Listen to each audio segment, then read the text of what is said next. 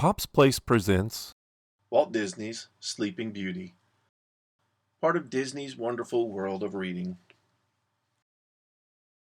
Once upon a time, a king and queen wished and wished for a child. At last their wish came true. A princess was born. The king and queen were very happy. The queen decided to give a party. She asked everyone to come. She even asked the three good fairies. But there was one fairy who was not asked. She was a wicked fairy.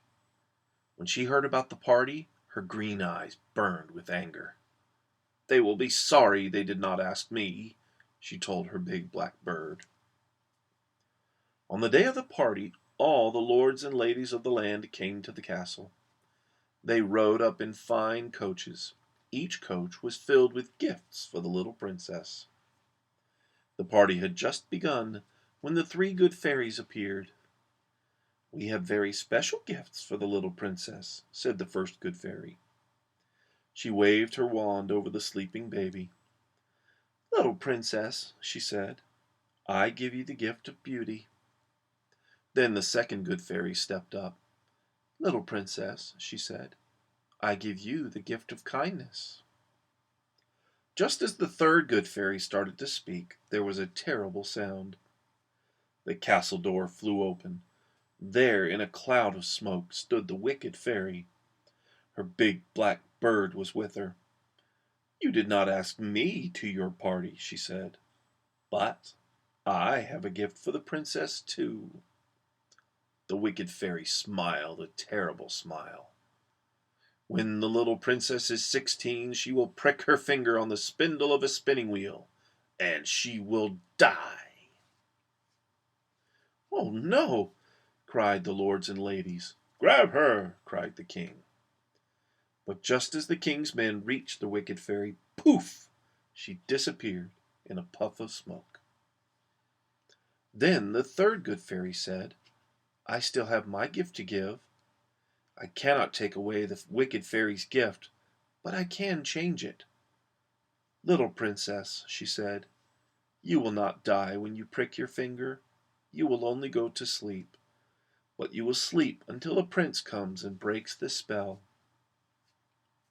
The king had an idea. "If there are no spinning wheels," he said, "then the princess cannot prick her finger." So the king's men burned all the spinning wheels in the castle. They made a great fire in the yard. But there was one spinning wheel that was not burned. It stood in a little room at the top of the castle. No one ever went into the room. No one knew the spinning wheel was there. 16 years went by. The princess grew up to be very beautiful and very kind, but she was also very curious. One day she came upon some stairs. "I wonder where these stairs go," said the princess. She climbed and climbed. The stairs went around and around, all the way up to the top of the castle. There she saw a little door, so she opened it. She stepped into a little room. There stood the one spinning wheel that had not been burned. "I wonder what this is," said the princess. When she reached out to touch it, she pricked her finger on the spindle. Suddenly the princess felt very dizzy. She lay down on a little bed and went to sleep.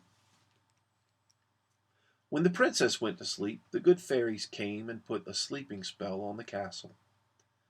The king and queen were having dinner. Everyone went to sleep right where they were. Even the dogs and horses and chickens fell asleep. Nothing moved. Nothing made a sound. Only a prince could break the spell. But the wicked fairy did not give up. She told her big black bird, "I will make sure that a prince does not get into the castle. That sleeping spell will never end." She made a great forest of roses grow up around the castle. The roses had terrible thorns. No one dared go into the forest, so the castle slept and slept. It stayed that way for 100 years. Then, after all those years, a prince rode by. he saw 3 women. They were the 3 good fairies. "What is inside this forest?" he asked them. "No one knows," said the 3 women. "No one has ever tried to go in." "Then I will try," said the prince. "Take this sword," said the women. "It is a magic sword." And before the prince could speak, poof! The 3 women were gone. The prince caught off one branch with the sword. Suddenly the branches moved out of his way. The prince rode into the rose forest, but he did not see that a big black bird was watching him. The bird went off to tell the wicked fairy. When she heard about the prince, she flew into a rage. "I must kill him," she said. "I shall turn myself into a dragon and wait for him in the rose forest." When the prince saw the terrible dragon, he held up his sword. The dragon blew hot flames at him, but the prince was very brave. He charged the dragon. The magic sword flashed with light just before it found its spot. The dragon screamed and fell to the ground. It was dead. And so the prince rode on. At last he saw an old castle. When he went inside the castle, he saw a strange sight. No one was moving. No one was making a sound.